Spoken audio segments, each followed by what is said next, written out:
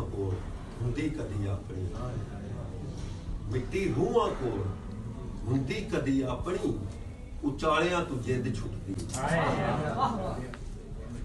ते बोली वेख्या जे कि मैथों फुल्लां ते तरेल नहीं वखींदी, मैथों फुल्लां ते तरेल नहीं वखींदी, तू पिपड़ा ते हंझू आखना।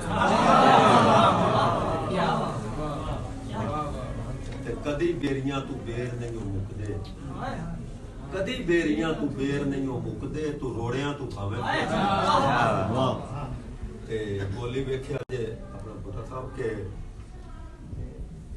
मेरा मेरे नालों अगे परछावां,